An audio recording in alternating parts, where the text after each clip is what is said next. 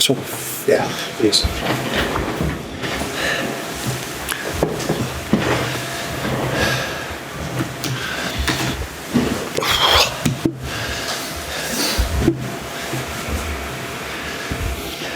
You did. Tough one to take that. I mean, it's a tough ground to come to, this one. Yeah. But to be ahead twice, Yeah. really tough. I'm using the word disappointing again, that we couldn't sort of hang on. Certainly when we went 2-1 up, I felt as if, we probably had a chance to maybe get another goal.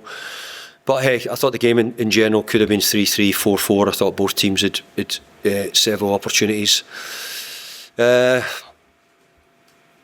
But just our key finishers for all the season have been the likes of Kiernan, Dewsbury-Hall and Iliman, Ndiaye, and they've just both slightly gone off the boil as far as their finishing goes.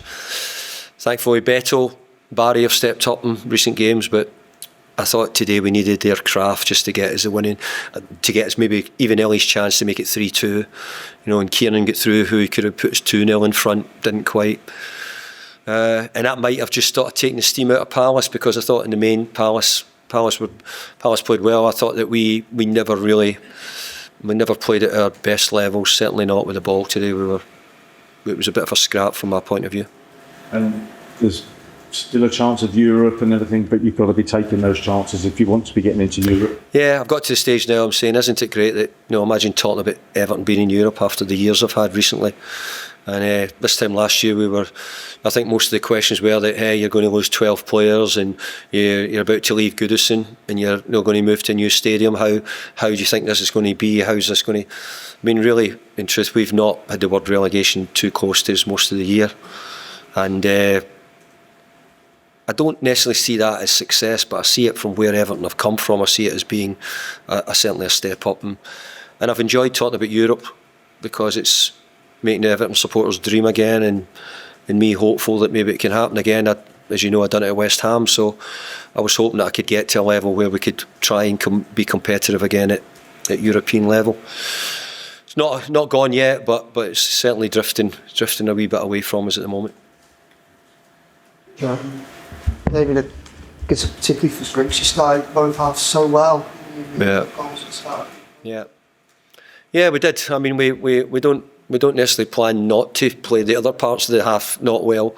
I thought we did. I thought the first 10-15 minutes we played quite well, but I thought that after we got the goal, I thought that we allowed Palace a bit too much room to play. We didn't put a great deal of pressure on them, and we let them grow back into the game, which they did do, and deservedly probably got a goal back.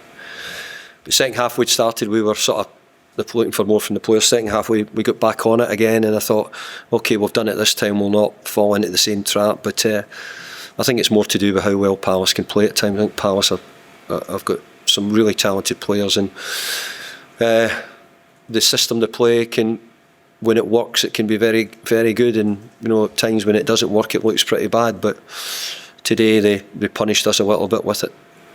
Dropped points from good positions in each of the last 4 games now, possibly. Yeah. You have to pinpoint what that is. Was that specific at the end of the season, or just a side in transition? Is it? No, well, just I said earlier, I says we've probably had 5 games where we've not really got it.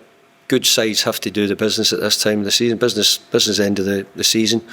If you really want to be in it, then you've got to get wins, and that's why we see the big teams and learning to deal with the pressure and of winning the games and how we can do it. So I don't disagree with that. The facts are there to show it, but facts would also say that we've probably not been able to handle bits of it, and we have to try and do that better. But we've not been in this position for a long time. No, and that's it. Whether they get to Europe or not, obviously it's increasingly unlikely now. Just the sheer fact that you get to this end of the season, it's that we're talking about, not relegation. Absolutely, yeah. Got to be careful. It's we're trying to do our best to do it. We've been pushing it, and we've sort of from the start. You've already said I think it could be just a bit too much for us, but for long parts we've been in and around it, never out the conversation. Still not out it yet, really. So I'm hoping that we can somehow sort of muster something up, which might happen. But if not,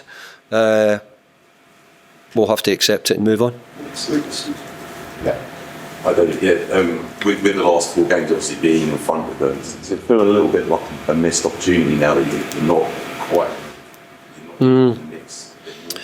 Well, nobody. We don't plan to be a missed opportunity. You know, if you look at the games, I actually think that we've done okay. But when I look back, and I'm sort of saying, why did we not step up to do it? I mean, our away form this season in the main has been really good. We drew at Brentford, we've lost at West Ham, and we've just come and drew at Crystal Palace. So we're disappointed. We feel disappointed that we've not done that. But if you look at our record away from home, it's been so good, really. So we're up there with the sort of top teams in the number of games I've won away from home. But again, just come back to it. You know, it's a different mentality when you go into games where you say, "Hey, we're actually playing for something."